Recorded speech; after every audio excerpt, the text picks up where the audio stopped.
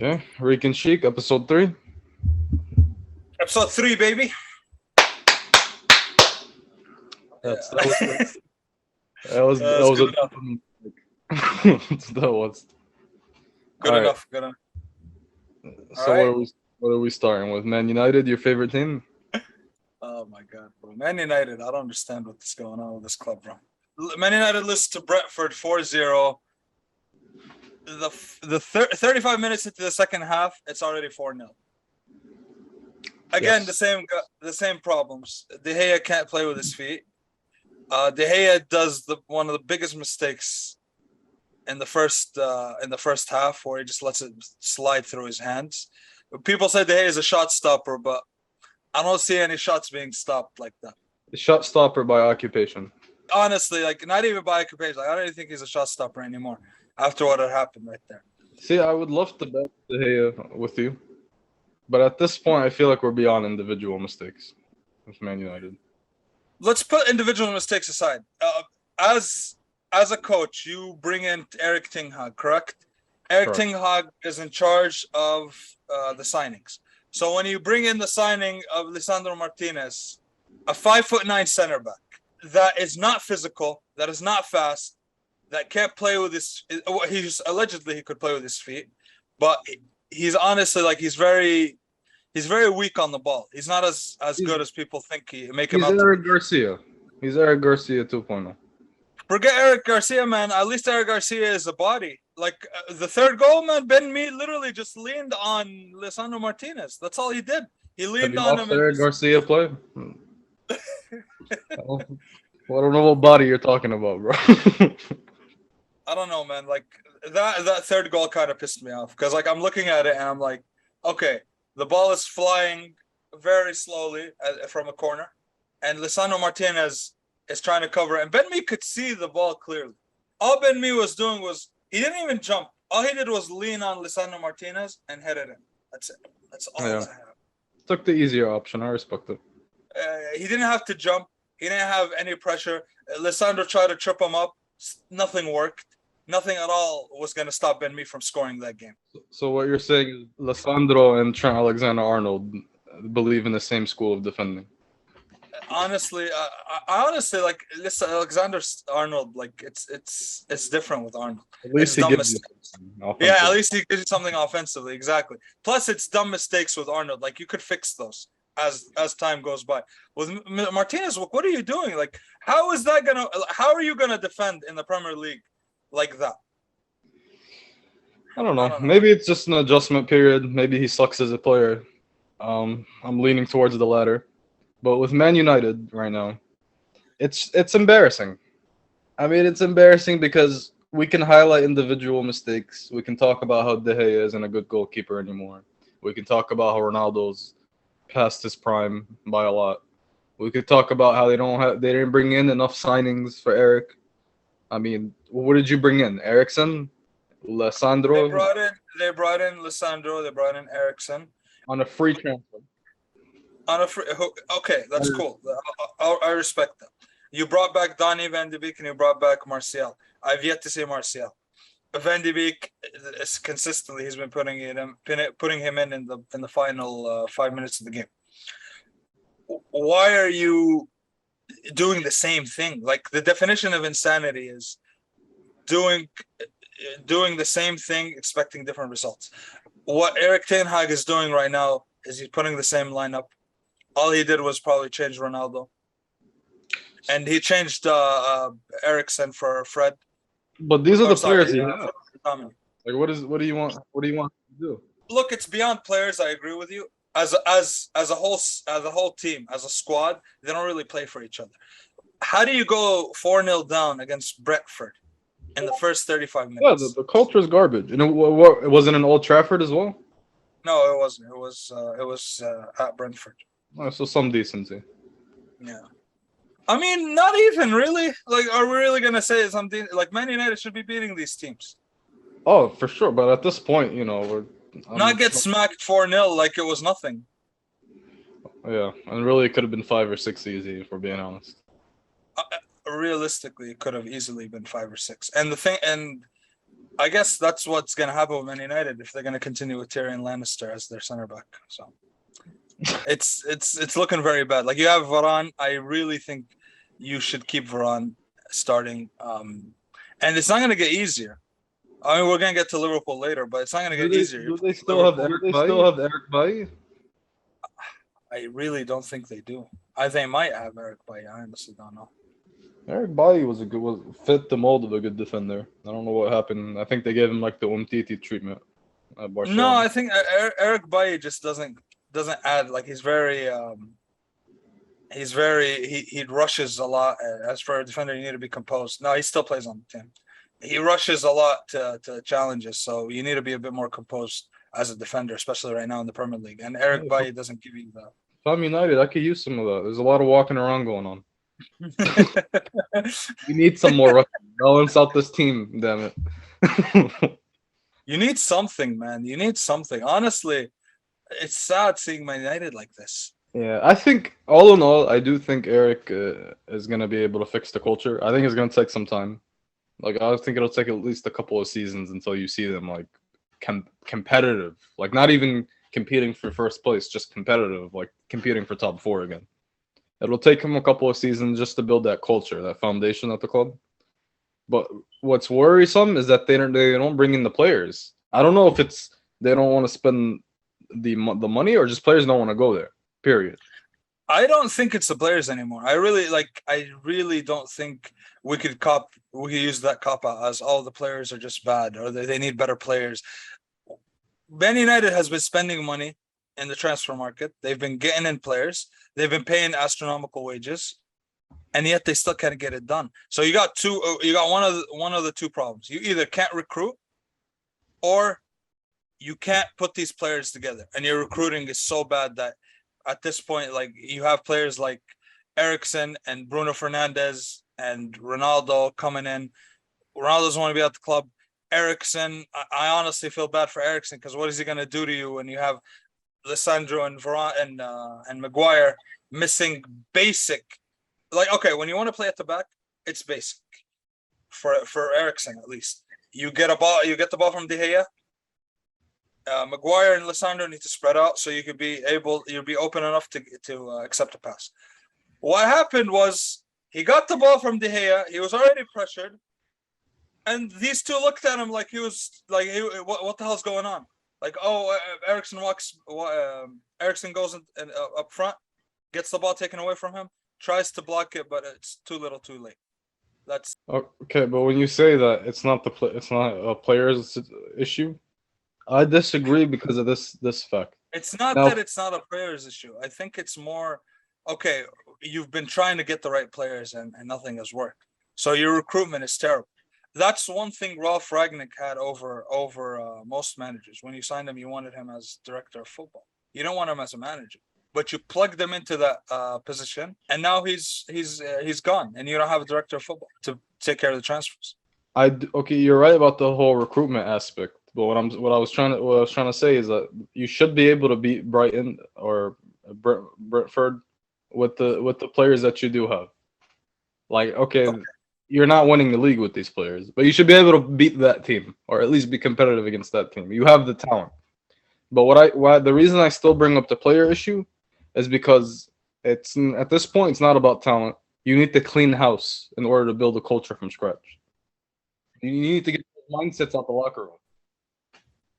I completely agree with you because they thought taking out McTominay and putting in Eriksen in his position was going to fix things. They're two different players. One's more defensive, one's more offensive. Well, it made no sense. Like, honestly, I honestly think Erik Ten Hag doesn't know what he's going to do with the group of players he has, and it's not getting easier. You're playing Liverpool next week. Granted, Liverpool has been not a really good. Yeah, we'll get to them later. But I mean, still, it's Liverpool. Yeah. Liverpool don't look bad tying these games. Yeah, and Liverpool strengthened twice last year. Yeah, I think it's an injury situation more than anything, but still, and a hot head. But we'll get to that later. Yes, I genuinely think Man United need to like you said, clean house. We heard Gary Neville and what was his name? Redknapp. He had a really interesting point. The players are on the field. Like, what are you doing? You're getting astronomical wages, and honestly, they don't really care. Like, to them, what's gonna happen? At the end of the day, I'm collecting my check. I go home. I don't really care what happens. Redknapp had two great points. Point number one, you can't blame everything on the Glazers, the owners, because players have to take some culpability. Like, you should. It's if you're getting paid for that week, put in a shift. Show that you're a professional at the very least. Like, you show some tenacity, so show that you want to be there, that you will be embarrassed if you lose 4-0. I mean, fans aren't going to get mad if you show effort.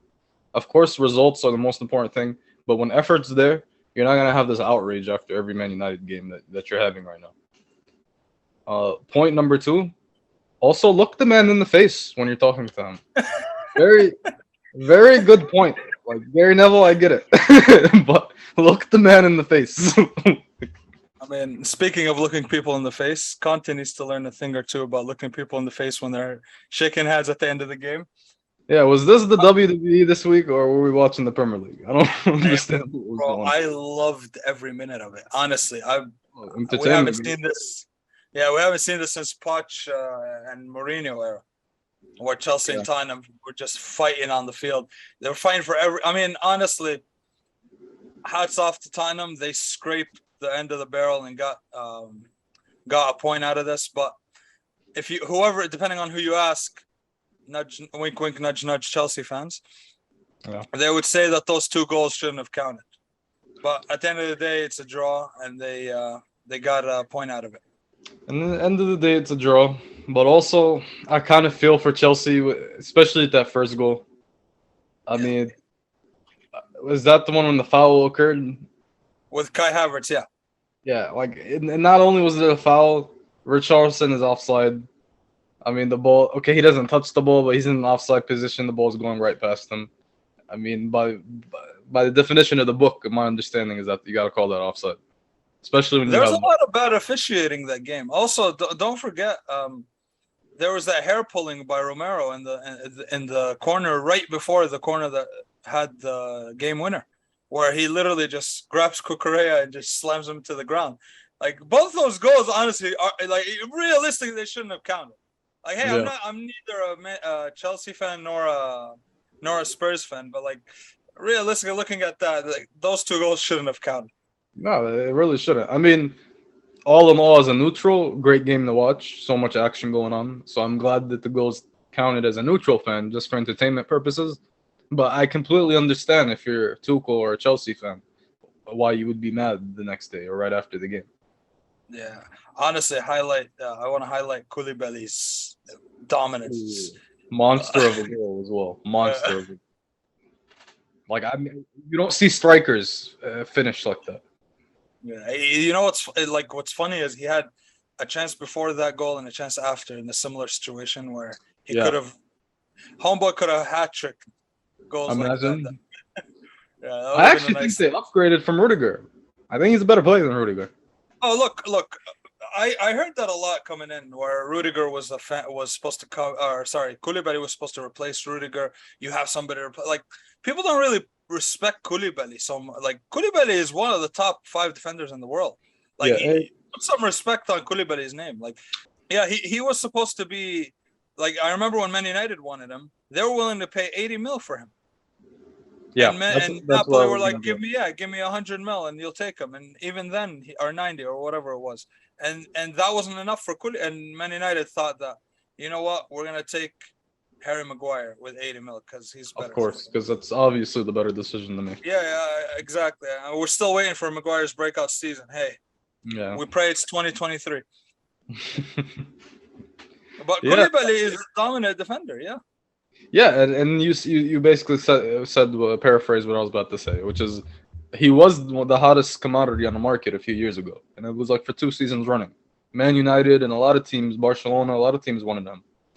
And I think the fact that he stayed at Napoli, people just kind of wrote him off, and they were like, all right, he's getting up there in age. I think he's 30 by now, 31 maybe.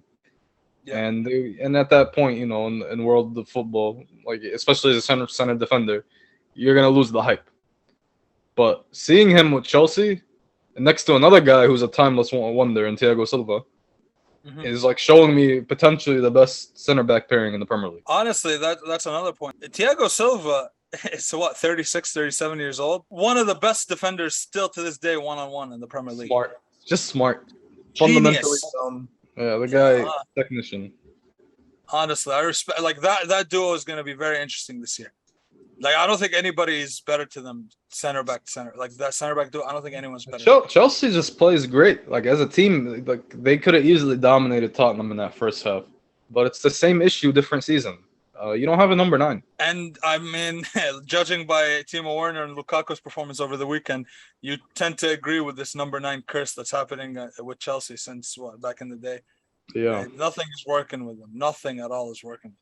Honestly, I mean, I don't think they had a proper number 9 since Drogba, or maybe I guess Diego Costa gave you a good season here and there. Yeah. Olivier Giroud, but yeah, Giroud. Yeah, we will not. Giroud is. Let's not use Giroud's name in vain. Let's not use his name in vain. Exactly. Giroud is one of those players that when your grandkids are talking about you about football and you show them clips of Giroud, you could easily manipulate them and tell them that this is the best player in the world. That's an easy $10 there, right there. That's like that Batman scene. He's not the hero you wanted, but he's the hero you needed. Yeah, 100%. Olivier Giroud is my guy. Another thing to highlight about that game, like regardless of the officiating, Tottenham stuck with the game and they scraped out a point at the end of it. I don't know how Son is okay. So Son didn't. I didn't really see Son have a decent game, but then again, in these games where you're playing against a tougher opponent with Conte's style, your focus really to defend and to hold the shape.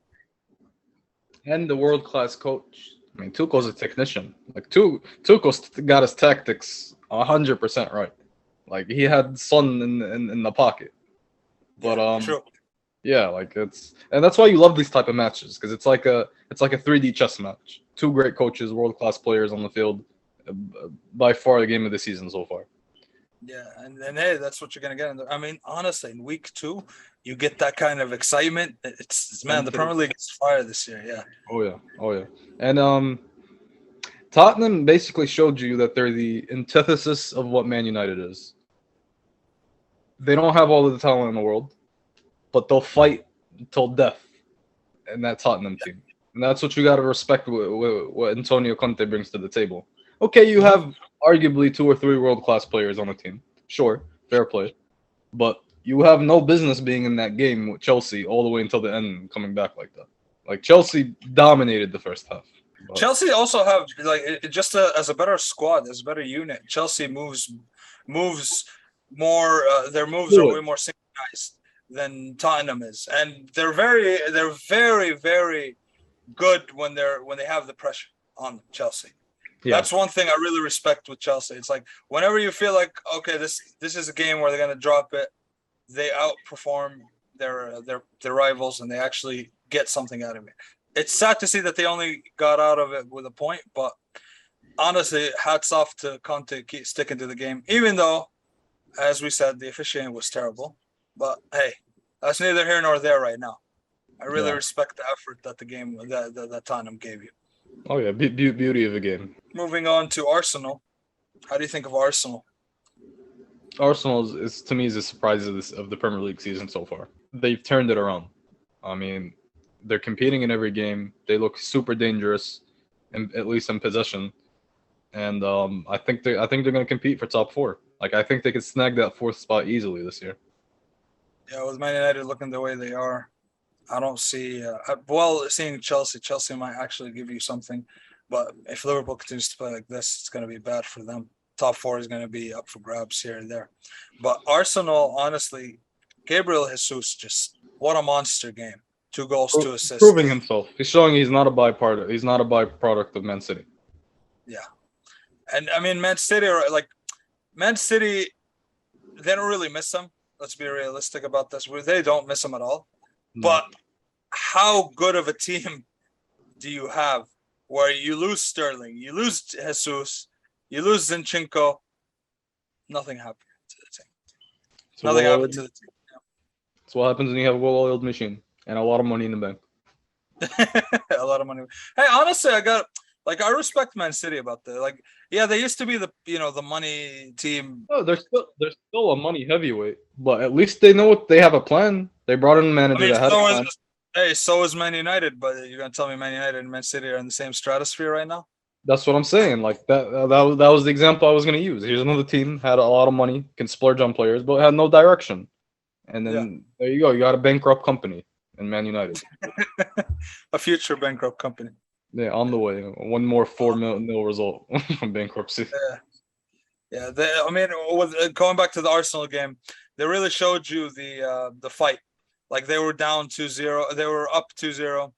They scored the third after, of course, Leicester, got one back.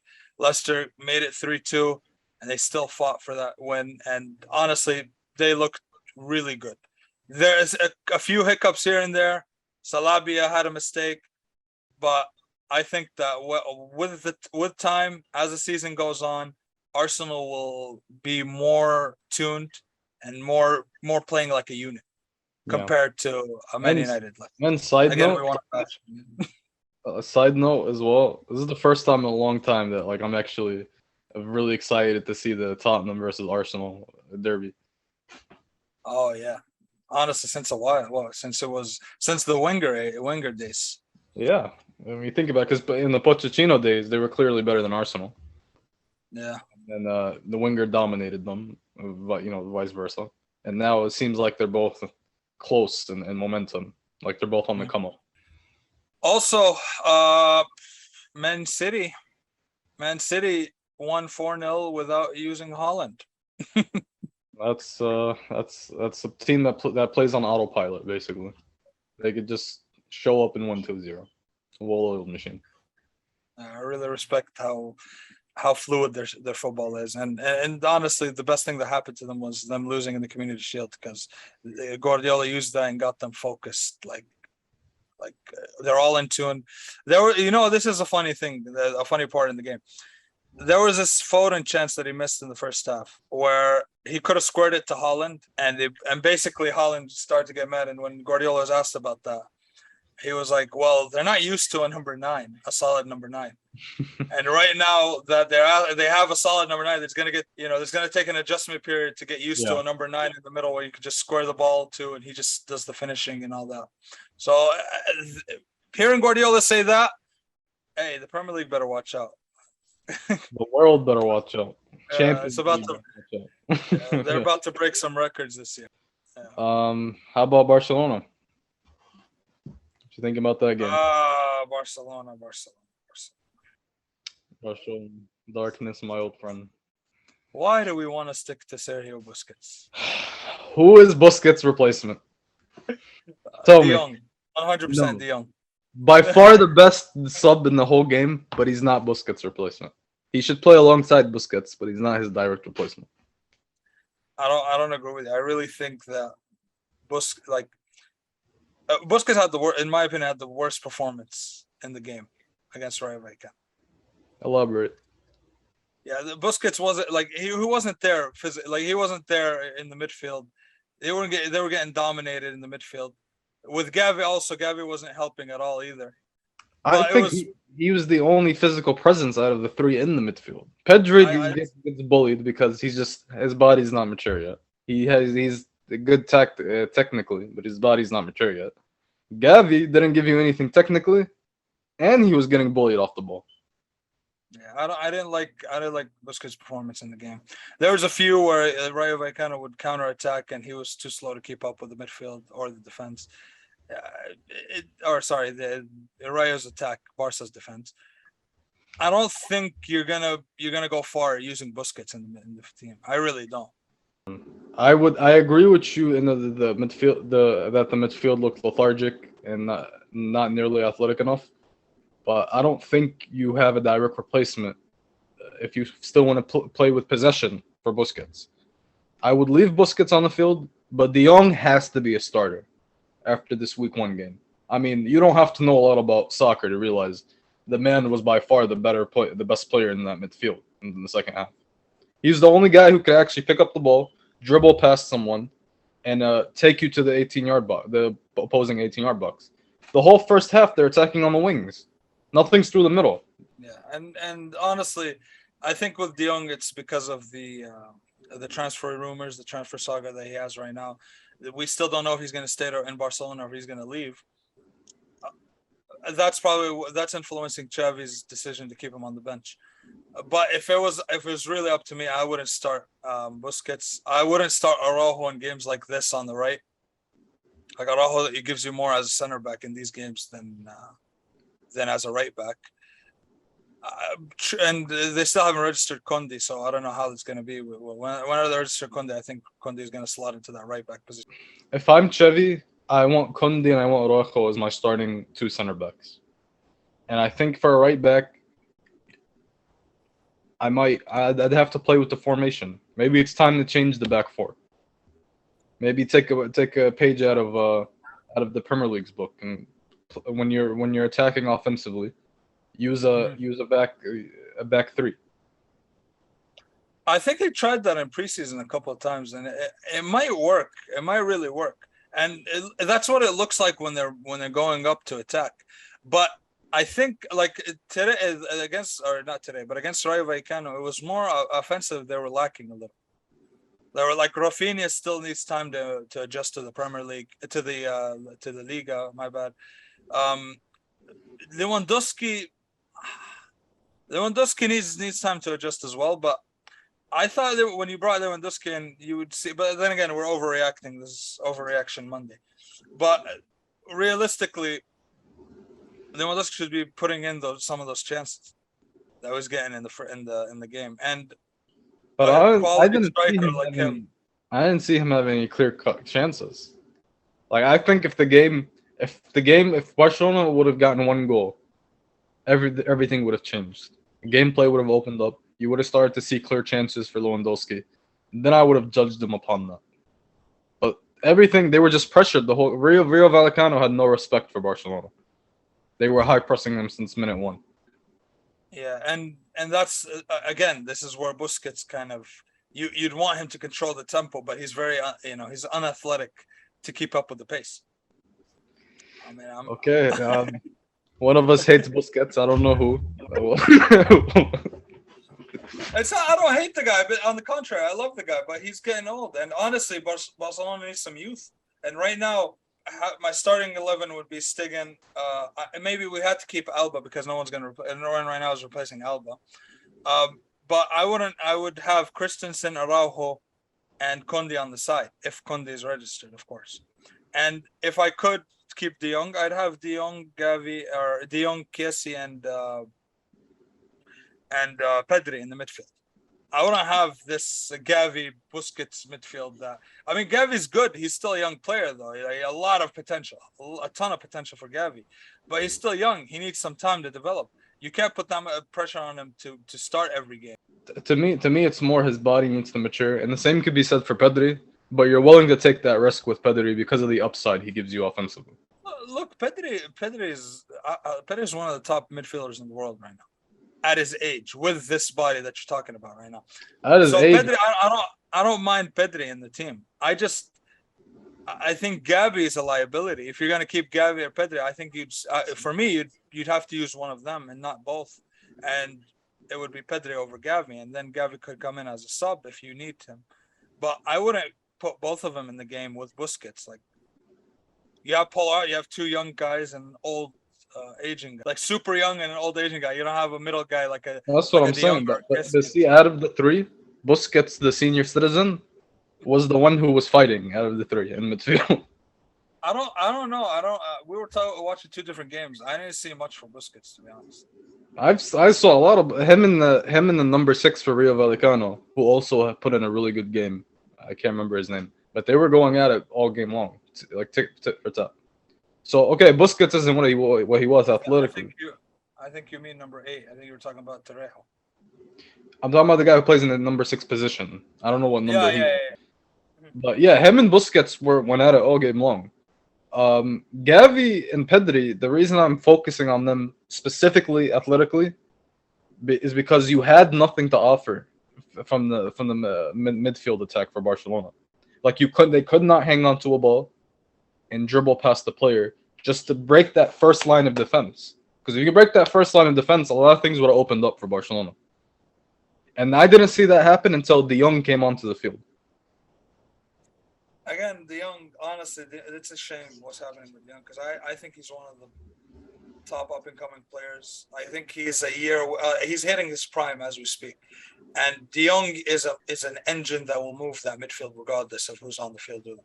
And it's sad to see that he's meshed up with contract negotiations. Transfer news or transfer saga. But I really hope that they kind of put an end to that and keep him at the club because it's to Barcelona's benefit to keep him at the club. I don't think Barcelona will benefit from selling him to Chelsea and getting Bernardo Silva. In my opinion, I'd see the upside with De Jong way more than Bernardo Silva. Yeah, I agree. De Jong is still young. He could be a cornerstone to your club, and I think it'd be pure stupidity if you let him go. Yeah, it's especially with the team looking like this, because again, it's the first game of the season. We're overreacting. They need time to gel. They need time to kind of get into their rhythm. But I think Rafinha and I think you should sit out Rafinha until he could. I think he should challenge for his spot. I think not Pedri. I think Fati, Osman Dembele, and Lewandowski should start the game. And as the game progresses, you need a Rafinha. You put in a Rafinha or a Ferran Torres. I don't think you should be starting with someone like Rafinha, especially in his first game like that. But I think it was a risk that Xavi was willing to take, and hopefully we see Rafinha improve as the season goes on. Because he's a really exciting player. I just think he needs time under the system. Yeah, I agree with you. Ideally, I would start Ansu Fati over him on the left-hand side. My only question with that is I'm sure in the back of their head they're thinking about those injuries. So if you're not trying to like overwork him right now, and that's the reason you're not starting him, I understand why you would start Rafinha and then sprinkle Fati in there periodically, just to get him through like one full season of being healthy, at least. Yeah. That's my only explanation for that. But like I said, ideally Fati is the better player, and I would have him start on the left hand side. I mean, maybe not a better player, but definitely more accustomed to the league. I'd argue still that. Haven't seen Rafinha. Even in that game possibly. When he came on, Fati showed you some stuff. I mean, he didn't have a lot of chances, but he showed you. He took advantage of whatever semi chances he had. It's interesting to see what Barcelona does. I think I really do think that. Well, right now Busquets got a red card, so he's not going to be playing next week. So let's see how the team performs there. Him and Nunez. Yeah. And Tuchel and Kante, just for putting everyone in one bracket. So Nunez, red card, Mr. Hothead. I think definitely the defender got under his skin. I don't think it should have been. I think it was a yellow max, but it wasn't really a headbutt. But I mean, I don't think he should have gotten a straight red for that. Like that was really weak for a straight red. But nonetheless, it's hey, like Nunez need to control his temper. You can't be doing that in the Prem. See, I'm fine with the red because if you look at the letter of the law, he turns around. He makes an offensive action towards the defender, even though the defender initiates it. But like you gave the referee every opportunity to give you a red card, so it's not a smart play by Nunez. And second, it's a great learning moment. I mean, now you know you can't be doing things like that if you're Nunez. I mean, players are gonna try to get under your skin. They're gonna kick you. They're gonna shout at you. They're gonna say stupid stuff. You got to be a professional. This is what you get paid to do. Yeah, it's true. As Dennis Rodman once said, I mean, we could play the game for free. It's the BS that we deal with on the day-to-day basis that we get paid for. And that's one of the things you have to deal with. You got to deal with people cussing you out, pulling your hair. Cucurella, my bad man. He didn't mean it. You got to deal with all that stuff. And one of the things that you got to deal with is when someone shoves you from the back, you can't be turning around and headbutting him. Like that's not Yeah, something you and need that's to the be. defender's job. If I'm the defender, I do the same thing. If I can get you out the game, I'm gonna take every opportunity to take you out the game. I'll use the dark Yeah, card. I mean, That's even fine. Anderson kind of was surprised it was that quick with him. It's like, oh, that's all, really? Like push, thumb, headbutt, I go on the Something floor. about these Uruguayan strikers, bro. Luis Suarez, world class. That's one of the best of all time. But you say something to him, he might bite you. He might give you a racial slur. I don't know. Like Cavani looks like the more level-headed guy. We might have to check Cavani's passport after all this, man. I don't know if he's really Uruguayan. He did have some stints here and there, especially in Napoli, but like or in PSG, but he didn't really. He was never out of his like. He never was that much of a hothead where like Suarez he'd bite someone or Nunes he'd headbutt someone. But I guess Nunes is still this first game. Even when he was trying to when he got the red card, he was still trying to argue. When you could see Milner and even Klopp trying to usher him out, like, come on, Yeah. we got a game to win. Like it was clearly a first for him. Like, it was clearly a situation where he didn't want to be in. And honestly, I respect Nunes, but you should not be doing that on the field. Like, you got to be there for your team. Like, honestly, it might have changed. They might have been better in the second half, and they might have actually gotten the full 3 points with Nunes on the field. But hey, we can't for sure say that anymore because Nunes, got himself a red card, But and yeah, it was a because score. that's the disappointing thing. With Nunez on the field or otherwise, you took the opportunity away from your coach of putting in someone like Firmino or someone else who might have changed the game that day. But that's one thing that it's disappointing to see, especially from a young player like Nunes. Like I think he'll mature, he'll get better, but he needs to work on that. 1-1 for Liverpool. Are we overreacting and saying they're out of the race? I mean, giving the two leagues they lost by 1 point, I don't think we are. I mean, should we just give the title to Man City or should we just wait this thing out? And the only slack I'm giving them is they have 5 players that would normally either start or are important role players that are injured. It didn't make sense to me that you're starting Phillips over Gomez. Like just that never made sense to me. In the midfield, again, why are you starting Milner instead of Henderson? Like that also didn't make sense to me. Matip, Alcantara, Konati, Oxlade-Chamberlain, Diego Jota, and Curtis Jones are all out with injuries. Dang, that sucks because you have two pivotal center backs who are hurt in the same position. Honestly, I don't know. He was afraid to put Naby Keita for I don't know why. Maybe because he was just coming back from an injury also. So it didn't Milner didn't make sense at all to me. Like Milner is a player like you put in the second half, but you don't start with Milner. That I think that was a big mistake on Klopp's part. Yeah, I mean Milner at this point should just be a glorified mascot for the team. I mean, if you're desperate, he plays, but by no means, if you have any other options, should he be playing. Patrick Vieira has Crystal Palace playing like a defensive juggernaut. Their shape looked amazing in defense. Last season, really. Since last season, they nicked a point out of Liverpool right now. They're gonna be tough for Man City too. I could see them easily drawing with Man City. They were one of the teams that Man City either drew or lost with the two last year. Sorry. Yeah, I think they drew, and I could see them easily doing it again because they have, besides them being good and athletic defensively, they have the threat to keep you honest. Like you still have Zaha out there, who can easily bang in a goal in any counterattack during the game. See, Zaha was great. He scored a goal today, but he wasn't particularly good off the ball, or when he'd get the ball, he looked very sluggish. He didn't look like he knew what he was going to do with it, and maybe that's because of the 5-4-1 formation that they were playing, and it was taking them time to get into better positions. But Zaha did what he had to do, I guess, but he didn't particularly look well today. He still has the pace. He still has world-class pace. And speed kills. And Van Dijk, I don't want to get on Van Dijk again, but... Okay, so it was a mistake by Phillips. Phillips kept him offside. And then Van Dijk this is where I didn't like what Van Dijk was in. So he rushed with his elite pace. Van Dijk got to Zaha.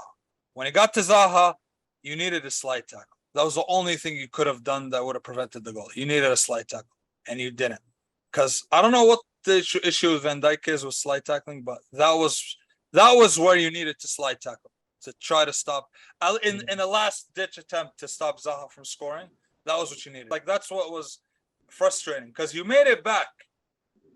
You made it all the way there, and then you just stopped. You should have slide See, tackled. I get the hesitant with defenders sometimes a slide tackle, especially in that situation, because it's a one trick move. Like you if he fakes you, you're out the picture. Like I said, you're dead on that play. But I get what you're saying. Like you got to take that chance, take that risk. But I can also make the argument that Allison took a bad angle. I mean, if you're Allison, you should get something on that ball. I mean, he's coming from a like a 45-degree angle, and you have Van Dyke, so he's not gonna cut to the inside. I think Allison was doing well. If Van Dijk did slide, Allison would have had a better. He would have the jump off where he would just move a little bit to the left and maybe stop that shot. If had he taken a shot, it would have been more of a chance that he would have scored. But it also would have been a good attempt at least to try and saving it. But not what happened, because what happened was Allison was forced to take that angle, assuming that someone was going to slide that angle. Try at least to cover up that one, and that didn't happen. Yeah, I don't know what he was assuming. It just I feel like he got beat at the near side. Like when you get beat and at that angle, I mean I always give some blame for the goalkeeper. And also we're splitting hairs now between Van Dijk and Allison, but really he should have been offside all along. He should have never been put onside, Zaha. That's what happens when you have someone like Nathan Phillips starting, then and instead of like a Gomez, for example, and that's what brings me to that point with Klopp is these two players shouldn't have been starting today, especially after what happened to Fulham. You got away with a point. You should have won that game. You didn't. Now you start Nathan Phillips. You start James Milner, especially with all the injuries that you have. One could argue that he started those two because of the injuries that he had, but I think you need to start your best players, especially in week 2, because the Man United game coming up next week has a different narrative right now, with Liverpool drawing 2 in a row instead of Liverpool drew the first game, but they came back and won the second game. I think different narrative is a stretch after what I just saw from Man United. But I see what you mean. Like, maybe they won't beat them 4-0. Maybe it'll only be 2 or something. Honestly, I don't know, man. See, this is the thing. Luis Diaz, before Nunes got the red card, he wasn't having a good game at all. Diaz was out of the picture most of the game. When Nunes was sent off, it's kind of like he was forced to go into third gear, where he was all over the place. Of course, that was the brilliant solo effort that got the first goal for Liverpool. How about that goal, though? World class. Yeah, an amazing goal. And this is what kind of, troubles me with when I'm thinking about Diaz is, why are you so good yet so bad in the same game? Like in the first half of the game, he was not good at all. I think the link-up play with him, he needs more time. Like I would have hoped that he had another year under man to kind of gel with the team. His issue is he's not gelling with the team right now. And I think the only player that kind of in Liverpool's midfield is Thiago Alcantara. With Thiago being out, it feels like Diaz struggles with the rest of the player. Because like when you think on the right side of the field, like when you think Salah and Arnold, like those two kind of know each other by heart right now. They've been playing with each other so long. But you don't feel the same with Robertson and Diaz. And you kind of did with Mane, not at the level of Salah and Arnold, but you kind of had a similar level with Mane and Robertson. But like with Diaz, you don't really see that. And I know it needs time to gel. Like you need time to gel with that team. But I would want Diaz to do a little bit more passing. Yeah, I mean it's a good point that him and Robertson can have a better link. Should have a better relationship on a pitch with each other. But that's something that's built behind closed doors. That's gonna happen on a training ground. But at least what Diaz is showing you is that he is capable of taking over a game. I mean, whenever that consistency kicks in, or he's able to push that button at will, that's going to be the deciding factor. But the fact that he possesses that ability is very encouraging for a Liverpool fan. It really is, because this is why like it's hard for you to worry about Liverpool right now, because you could clearly see that the problem is one, injuries, and number two, the team isn't gelling together because there's too many new faces. Like when I'm comparing apples to apples, when I compare Klopp to Guardiola, if Guardiola loses a top player, like Guardiola lost De Bruyne for the majority of the season and nothing really happened. Whereas Klopp, if he loses two or three players that are key players, the system doesn't function as much as it should, especially like if it was top players. I thought that was a good point you made when comparing Guardiola to Klopp. Guardiola seems to have a better system in place where it's just like plug in, plug out. The machine still works. Where Klopp does seem to be more dependent on the top level talent that's on the team. And honestly, they weren't top level talent without. I mean, you could argue maybe Thiago was, but other than Thiago, really, who out of that club team looked elite without Klopp? Like you had Salah. Salah's best years were under Klopp. Mane's best years were under Klopp. We're yet to see with Bayern, but I mean, it's Bayern Munich and it's the German league. We're not going to talk about that right now. But Firmino's best years under Klopp. Jota's best years under Klopp. Van Dijk had his best years literally the minute he joined Liverpool. It was a different animal. You know what I mean? So these players, yeah, they've been decent outside of the system with Klopp, but they are elite with Klopp. When I say the top level talent on the team, I'm not saying that they were established outside of Liverpool. Like, sure, if you want to give Klopp the credit for making them who they are today, okay, that's fine. But I'm saying that you have a hierarchy on the team. And I can see that, yeah. When the top of that hierarchy starts to get injured, like you don't have Matip or Konate in the center back position, you don't have Thiago in midfield, you have a problem as it like in terms of the machine running right, machine being the team. Whereas I don't see that with Man City. Like Man City is just plug in, plug out. I don't care whose name is on the back of the jersey. They're gonna play consistently. Yeah, like they lost Ruben Diaz last year. It didn't really affect them. They lost Kevin De Bruyne a few seasons back.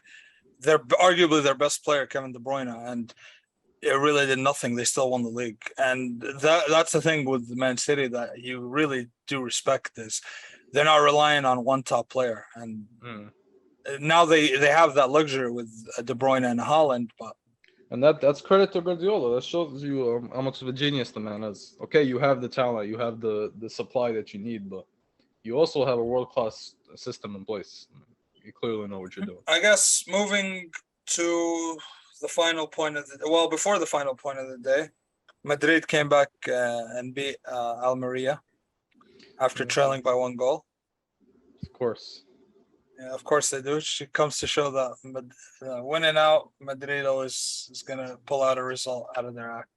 It's death taxes Madrid pulling a result out their ass. Yeah, it is. And honestly, at this point, it's who's going to stop this team? Like, no one's going to stop this team. It doesn't look like it, at least. They started with Tchouaméni and Camavinga this game. So it kind of looked like you were transitioning away from a Modric or a Kroos, even though I could see them dropping points though. Like they won, but they don't. Even last season, even the past 2 seasons in the league, they don't look dominant. Like they pull out results, but they're not dominant. Like I can easily see Barcelona, if Barcelona get their act together, at the very least it'll be competitive. Yeah, but look, man, we say that. We've been saying that for the past year. And Madrid consistently pull results left and right. And I think it's with Madrid, they don't need to look dominant in the game. They just know what they want to do. That's it. We're not going to play attractive football or that much of like, we're not going to go for a tiki-taka or like a gegenpress, like a club system. Or kind of like a Tuchel where everything is flowing nicely. No, we're not going to do all that. What we're going to do is we're going to win. That's it. That's the focus. Yeah. We're trailing 1-0. We're trailing 2-0. That doesn't matter. We want to win. They keep it as simple as possible. Ancelotti keeps it as simple as possible, and they pull out the results. And it's kind of ironic because when Ancelotti was doing the same thing with Bayern Munich didn't like how simple their training sessions were and how simple the way his system was. But when coupled with Madrid, honestly, one of the teams you will never count out is Real Madrid right now. Yeah, but I do think they have a clear problem on the team, and that's you have no direct replacement for Benzema. If anything for some reason happens to Benzema, even if he gets tired and you need to sub him out, the team loses a lot. Like doesn't lose a lot in the grand scheme of things. I mean, as a result, I mean in terms of gameplay, you don't have a guy who can hold up the ball. You don't have a guy who can link up well with the wingers. They don't have a backup striker that's even legitimate. So, That's true. So I'm a Madrid fan. I'm holding my breath every time Benzema gets hard tackled or something. I could see that. I can see that. But I mean, and nonetheless, whenever they're healthy, they're a dangerous team, and no one is as scary as a Real Madrid team right now. No one's happier than a Real Madrid fan whenever they play any of the top teams. It must be nice. It must be nice. It really is. I guess finally, I want to touch up on the chairman of the board in PSG and in Kylian Mbappe. Yes, His Highness. And let me ask you this: do you think all this, excuse my French, ass kissing is affecting Kylian Mbappe and is affecting his role on the team? And especially like with all that was given to him prior to the season starting, or at the end of last season when he got all that massive contract and he got those massive perks. Do you think that is going to have a negative effect on this team moving forward? Because we saw a great team last week, without an Mbappe. Again, we did see a great team this week with Mbappe, but it seemed to look like there was problems coming out left and right. Yeah, there was problems, and they were winning without Mbappe being effective. Sure, he scored a goal in the game, but he actually did not play that well. He missed a penalty, which was the first penalty, and he gave up on a few plays. I mean, one of them in particular has gone viral. Yeah, and he had that incident with Neymar. I mean, this can't be good for the chemistry of the team. And also, it's trending in the wrong direction because what I was hoping is that Mbappe would take it upon himself to be a leader in the sense that he'll be the guy to say, okay, I'll track back. I'm the youngest out of the big three. I'll track back. I'll take it upon myself to contribute for the greater good of the team. But no, he's actually going further in the other direction. Yeah, so this can't be good for PSG if your ultimate goal is to win the Champions League, which is what it is every year. Honestly, I didn't like that, and there were reports saying that he kind of had a dispute with Messi or shoved Messi. I didn't see that, but I heard it. That's what people are saying. If that is true, that is the most disrespectful thing you could do as a 20-something-year-old and a Kylian Mbappe. Like, you're supposed to be trying your best to work under players like a Messi and a Neymar. Even though, like, I don't agree with how Neymar has how his career has panned out to be. But again, you need to be the student in this situation. You need to be learning as much as you can from these players. And what you're doing right now is you're being a snobby, spoiled brat. Whenever you're on a break and you didn't get the pass, you not only did you stop running, you started to fuss and go the other direction and looked away. That's not a good look. It's not a good look. And I mean, it's especially in particular with Messi. You're supposed to be a sponge right now, like you said, and try to absorb any information, anything you can from this man. He's the greatest player our game has ever seen. I mean, most people believe that. And when he was your age, which is what, 23, 24 years old, Messi has already had 2 or 3 billion euros in the bag. Yeah. So, I mean, if Messi wants to play that card, he could easily play that card at any moment. Like, you're not on the same level yet. There's levels to this thing. You might own the team. There's levels. There is levels to this. And I really, and honestly, man, it makes Mbappe look like a spoiled little brat, to be honest with you. Because, yes, you're the face of PSG, but that's not hitting home because you could not do it without high-quality players or a high-quality manager. I really like what their manager is doing right now. Yeah. Like he's using those players to his advantage. He's trying to get everybody in the system working for the team. And when you see something like that from Mbappe, it just sends the wrong message to the locker room. I really hoped that they had a player like a Roy Keane on that team, because a Roy Keane would probably tell you off in the middle of the game for doing what you just did. Thank you. Thank you. This was a great episode. Week 3. Till next time. Reek and Sheikh. Subscribe, like, whatever. Bye. So. So.